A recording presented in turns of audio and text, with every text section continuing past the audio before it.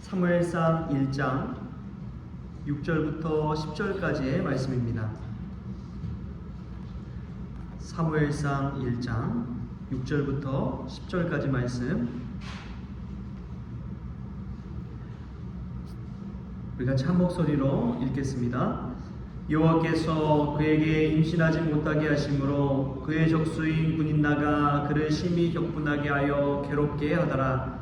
매년 한나가 여호와의 집에 올라갈 때마다 남편이 그같이 하매 분인나가 그를 격분시키므로 그가 울고 먹지 아니하니 그의 남편 엘가나가 그에게 이르되 한나여 어찌하여 울며 어찌하여 먹지 아니하며 어찌하여 그대의 마음이 슬프냐. 내가 그대에게 10 아들보다 낫지 아니하냐 하니라. 그들이 실로에서 먹고 마신 후에 한나가 일어나니 그때의 제사장 엘리는 여호와의 전 문설주 곁 의자에 앉아 있었더라. 한나가 마음이 괴로워서 여호와께 기도하고 통곡하며 아멘.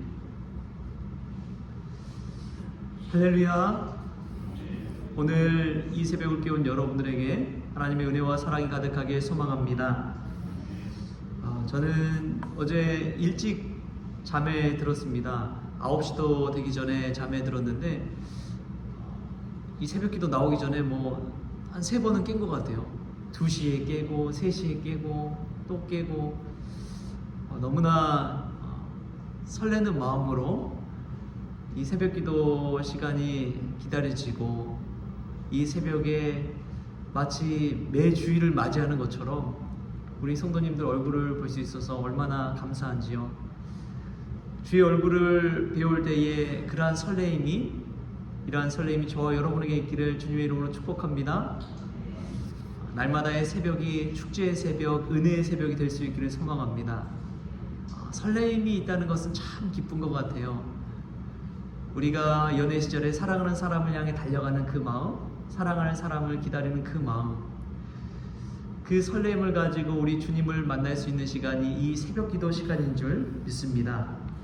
이 새벽에 주님께서 주시는 사랑과 은혜로 우리가 다시금 가슴 뛰는 삶을 살아갈 수 있기를 주님의 이름으로 축복합니다. 오늘 말씀은 한나와 또 분인나 사무엘의 그 탄생 여정 속에서 하나님이 어떠한 기도를 통해서 응답하시는지를 우리가 한번 은혜를 나누고자 합니다. 사람이 감당할 수 없는 문제 앞에 설 때에는 하나님을 의지하기 마련입니다. 오늘 본문에 나온 한나가 그랬습니다. 남편 엘가나가 여보 아들이 없으면 어때? 내가 있잖아. 10 아들보다 나은 내가 있잖아. 이런 말로 위로를 계속해도 분인나의 그 괴롭힘은 얼마나 이 한나에게 고통으로 다가오는지요. 한나는 사실 자녀 외에는 다 가진 사람이었습니다.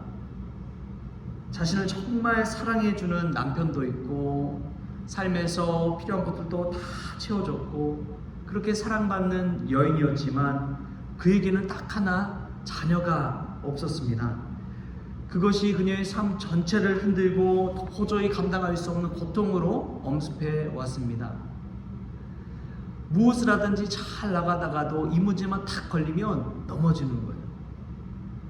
여러분 이 모습을 보면서 이 말씀을 묵상하는데 사람은 결핍의 존재구나 라는 것을 깨닫습니다. 사람은 결핍의 존재예요. 완전한 존재가 아니라 늘 부족함을 가지고 있는 존재라는 것입니다. 여러분 한나는 자녀가 없어서 결핍을 느꼈죠. 그런데 한나를 괴롭히는 분인나를 생각해 보십시오. 분인나가 왜 한나를 괴롭힙니까? 분인나가 자녀가 없습니까? 그러나 그에게는 남편의 사랑이 부족했습니다. 자기보다 한나를 더 사랑하는 그 남편의 마음이 시기와 질투를 일으키게 한 것이죠. 남편의 사랑의 결핍이 분인나에게도 있었던 것입니다. 제가 우리 성도님들 여러 성도님들 뵙지만 늘 듣는 이야기가 뭐냐면 목사님 아들 셋 대단하십니다. 근데 꼭 말미에 딸 하나 낳으시죠. 이 말 많이 애들 하세요. 제가 아들 셋 든든하지요. 그러나 저에게도 딸이 있습니까? 없습니까? 없는 거예요. 늘 결핍의 존재라는 거예요. 저만 그렇겠습니까? 딸만 가진 부모들 보세요. 아들이 없어서 또 결핍이 있잖아요. 다 채워진 것 같지만 그렇지 않는 것이 저와 여러분입니다. 인간이 그런 결핍된 존재라는 거예요. 그런데 오늘 이 한나의 기도를 보면서 이 결핍을 채워주시는 분이 계십니다. 누구십니까? 우리 하나님인 줄 믿습니다. 하나님 앞에 나아갈 때에 우리의 부족한 부분을 채워주시고 세상에서 채우지 못한 것 온전히 채워주시는 하나님을 배울 때 문제가 해결안 받는 줄 믿습니다. 한나는 그 문제를 자기의 힘으로 해결하려고 하지 않고 하나님 앞에 나아가 기도하며 통곡합니다. 모든 사람은 고통과 시련을 겪어요. 그래서 삶은 고다, 고통의 연속이다 라고 이야기를 합니다. 그런데 이 살아가는 것 자체의 고통 앞에서 기도하는 사람은 하나님께서 책임져 주실 줄 믿습니다. 다 고통받아요. 그런데 그 고통을 술로 이기려고 하고 자신이 원하는 걸로 이기려고 하고 자신의 취미생활로 또 쉼을 통해서 어떻게든 해결하려고 하지만 그 고통이 사라지지 않습니다. 그런데 하나님 앞에 나아가는 사람은 하나님께서 그 문제를 책임져 주실 줄 믿습니다. 믿는 사람들은 고통을 다르게 해석하는 사람들입니다. 그래서 시편 119편 71절에 보면 이런 말씀이 나와요. 고난당한 것이 내게 유익이니라. 이로 인하여 내가 주의 윤례들을 배우게 되었나이다. 이 고통을 그냥 고통으로 받는 것이 아니라 고통 속에서 하나님의 말씀을 배우게 되었다고 하는 고백이 나오는 거예요. 또 시편 기자는 이렇게 고백해요. 시편 30편 11절에 보면 주께서 나의 슬픔이 변하여 내게 춤이 되게 하시고 나의 베옷을 벗기고 기쁨으로 띠띠우셨나이다. 나의 슬픔이 춤이 되게 하시는 거예요. 나의 고통이 오히려 축제가 되게 하시는 것입니다. 저는 저희들의 삶에도 마찬가지지만 교회도 마찬가지라고 믿습니다. 교회에 외부적인 핍박이 있을 때 오히려 교회는 더 강해지고 성장했습니다. 왜 그렇습니까? 교회가 그때보다 더 한마음으로 기도하기 때문에 그렇습니다. 기도할 때 하나님이 움직이시거든요. 기도할 때 하나님께서 역사하시거든요. 기도할 때 사람이 일하는 것이 아니라 하나님께서 일하시기 시작합니다. 할렐루야. 한나의 기도는 그것을 우리에게 분명히 보여주고 있는 거예요.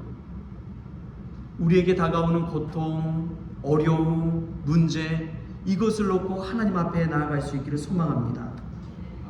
물론 오래도록 해결되지 않는 문제에 부딪히면서 끈질기게 하나님을 붙잡는 일은 쉬운 일이 아닙니다.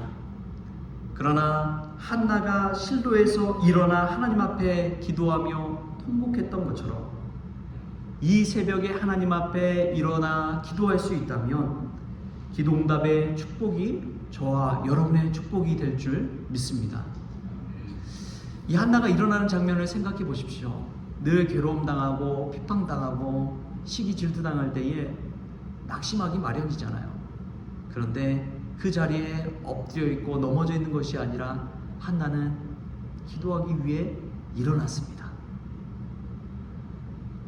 저 여러분이 새벽 기도 시간에 다시금 기도의 입술이 열려지고 사람을 통해서 어떻게든 해결해 보려고 하는 것이 아니라 하나님 앞에 기도하며 일어설 수 있다면 하나님의 능력이 저와 여러분 가운데도 임할 줄 믿습니다. 기도와 고통이라는 주제로 오늘 말씀을 나누고 있는데 이 말씀 가운데 여러분의 마음을 힘들게 하는 이가 있습니까? 여러분을 고통스럽게 하는 문제가 있습니까? 하나님께서 이 문제 좀 해결해 주셨으면 하는 그러한 일들이 있습니까? 오늘 이 시간 하나님 앞에 일어나 기도하며 통곡할 수 있기를 바랍니다. 그때에 하나님께서 그 문제를, 그 결핍을 해결해 주시고 슬픔이 변하여 춤이 되게 하신 것처럼 우리의 상복을 벗기고 오히려 기쁨의 띠를 띠게 하신 것처럼 하나님께서 고통이 변하여 축복이 되게 하는 은혜가 임할 줄 믿습니다. 오늘 이 새벽에 한나의 기도가 아니라 저와 여러분의 기도가 그렇게 상달되고 응답받는 귀한 새벽이 될 수 있기를 주신 예수님의 이름으로 축복합니다. 기도하겠습니다.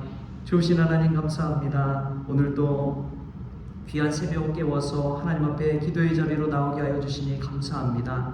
한나가 삶 속에 늘 당하는 그 문제, 넘어지는 문제, 그 문제 앞에서 분연히 일어나 하나님 앞에 기도하고 통곡했을 때에 그 고난이 변하여 고통이 변하여 축복이 된 것처럼 우리도 하나님 앞에 기도하며 일어서기를 원합니다. 저희들이 문제가 해결함 받고 오히려 고통이 축복이 되는 그네를 경험하게 하여 주옵소서. 이 결핍의 문제를 하나님께서 책임져 주시고 채워 주옵소서. 교회에 닥친 위기도 하나님께서 붙잡아 주셔서 잘 넘어서게 하여 주시고 오히려 반석 위에 세워진 우리 송원교회 될 수 있도록 주님께서 은혜 베풀어 주옵소서. 모든 것 주님께 의탁하오며 거룩하신 예수님의 이름으로 기도합니다. 아멘.